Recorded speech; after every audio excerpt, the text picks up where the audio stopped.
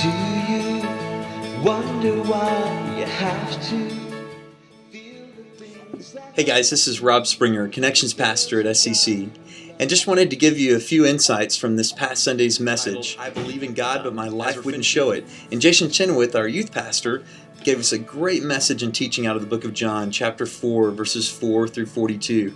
And he encouraged us at the end of his message to read through that whole story. And it's a great story about the woman at the well. And he brought up three great perspectives that I hadn't thought of before that were very encouraging to me and challenging as a believer, but also insightful, and how we can look at other people through Christ's eyes, and how it's time for us to stand up and tell the story out loud and be excited about it. He talked about at the beginning, just asked the question of how many people loved show and tell as a little kid in school, and that was one of his favorite things. It's one of mine as well. And basically just getting so excited about getting to talk about something that was special, and it could have been something as simple as a Hot Wheel car, but the motivation or the inspiration was behind how excited we are about talking about things, talking about his message and the concept of show and tell. He referred back to the story of the woman at the well, and there were three perspectives that guided that story. The first one was what others saw. The second one was what she saw. And finally, the third one was what Jesus saw. And underneath those, he talked briefly about them. And the first one, what others saw, well, others saw a worthless person. Someone that was very far from God, and she was very scorned by those that saw her.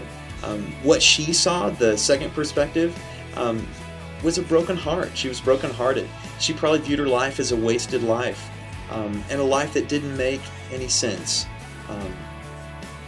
And then what Jesus saw, the final perspective, Jesus saw something beautiful, someone needing love, and someone that was able to give love, and someone that was very special.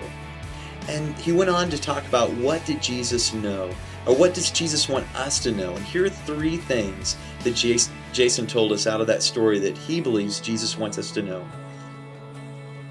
We will love others when we know God's love. We will also love others when we show it in a big way. And finally, we will love others when we speak about it and we share it. The greatest game of show and tell ever is sharing who Jesus is and what he's done in our lives. And people are going to listen based on how excited we are about showing off and telling about Jesus. Just to leave you with a great scripture from our God Sightings Bible, if you're reading along with us, that I thought tied into that very well. And it's in Psalm 55. And it says in verse 22, "Cast your cares on the Lord, and he will sustain you. He will never let the righteous fall.